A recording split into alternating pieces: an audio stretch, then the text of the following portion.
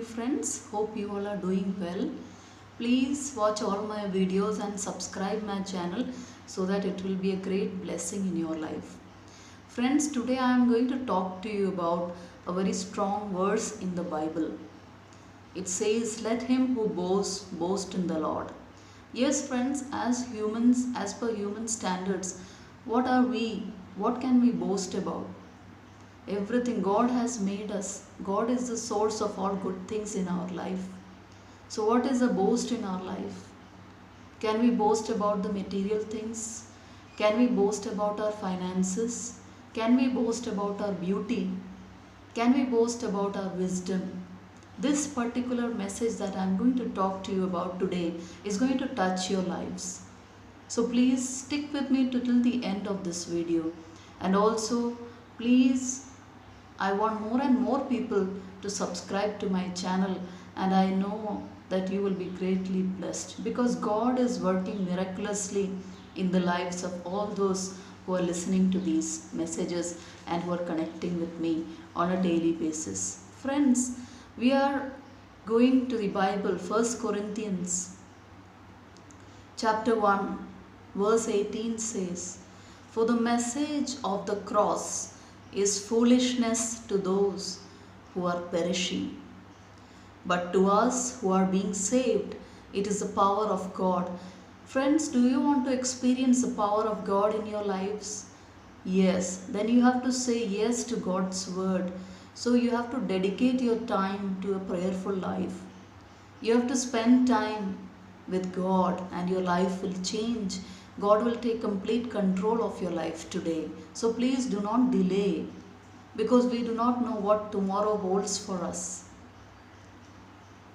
Further, Bible says, "I will destroy the wisdom of the wise, the intelligence of the intelligent I will frustrate." Yes, friends, here we see how God is almighty, how God is working and is in control of the world. Whatever world is facing, God knows what is yesterday, today and tomorrow what is going to happen. It is only God who knows everything. And here it says, gives importance to the message of the cross in this passage, that to those who are perishing, they find that it is foolishness. But to us who believe in it, who agree to Jesus' life, who are being saved, there is power in the cross of Christ, in the blood Jesus shed on the cross. Friends, further we see here in verse 21. Before that, let us slightly touch upon verse 20, where it says, "Where is the wise man? Where is a scholar? Where is a philosopher of this age? Has not God made foolish the wisdom of the world?" We see now whatever is happening around us, whatever we feel that world was wise, there were the scholars who were working, they were wise men, but what is happening in these end times? Even man is confused, even man doesn't know what is the solution to the problems that the world is facing today. The scientists are still working on solutions. They are working real hard.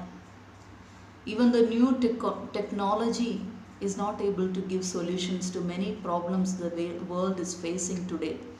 Even if it is global warming, other technological issues, or other pandemics that we are facing, everything is in control with God. So we need not fear about what is happening around us. We need to trust God completely. Verse 21 says, "For since in the wisdom of God, the world through its wisdom did not know him, God was pleased through the foolishness of what was preached to save those who believe." In the wisdom of God, the world through its wisdom did not know him. Yes, friends, if the world thinks that everything is full of wisdom, world according to the wisdom the world has, did not know Jesus. But God was pleased with us that through the foolishness of what was preached to save those who believe. So, whatever is preached today, God is pleased with us to come to our hearts, deliver our lives, and live amongst us. As simple as that. This passage has a great importance in our lives, in everyone's lives. Further, verse 22 says, Jews demand miraculous signs and Greeks look for wisdom. Yes, friends, today many of us think only of getting miracles in our lives, or always thinking of getting wisdom, saluting the wisdom in the world, and rejecting the foolishness or whoever are of less value. We don't look to them. We don't respect everyone. But Bible teaches us clearly what God demands from us. What's the purpose of God in our lives? So we need to be careful and follow what God is wanting to speak to us today. We see here further, but to those whom God has called, both Jews and Greeks, Christ the power of God and the wisdom of God. So Christ is the power coming from God and wisdom of God. God is so wise, He sent His Son to redeem our lives from death. Further it says, for the foolishness of God is wiser than man's wisdom, and the weakness of God is stronger than man's strength. We cannot compare with the wisdom God has. Man and God are far apart from each other. God is Almighty God, who works wonders, who is awesome in nature. Man is weak. If man thinks that he is wise enough to compete with God, it is not possible. But it is just God's grace in our lives that keep us going in today's day-to-day lives. So we need to thank God all the time.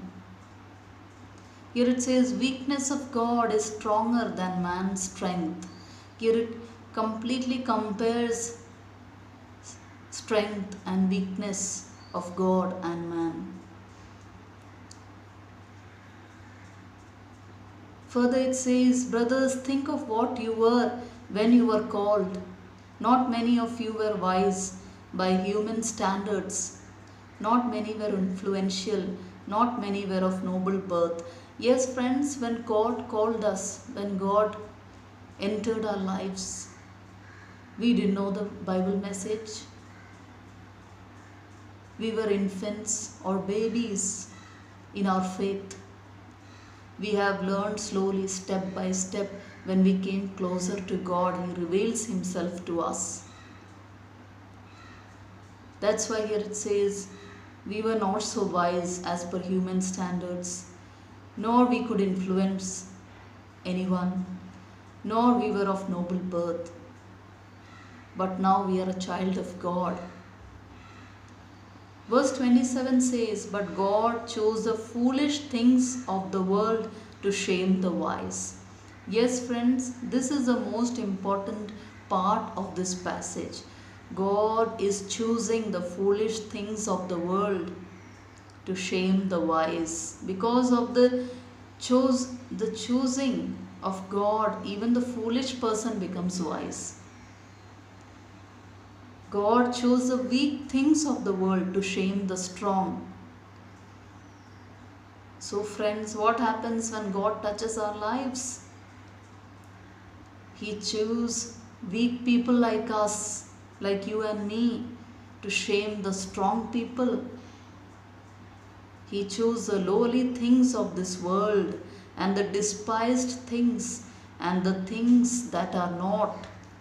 So friends, here it clearly says, God chooses the lowly things of the world and the despised things and the things that are not, to nullify the things that are, so that no one may boast before Him.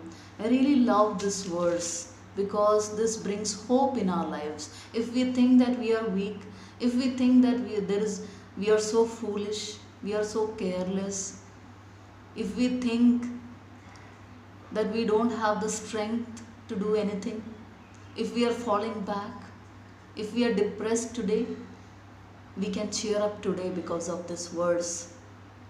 Because here the Bible verse says, God chose you. If you say you are foolish, God chose the foolish things of the world to shame the wise.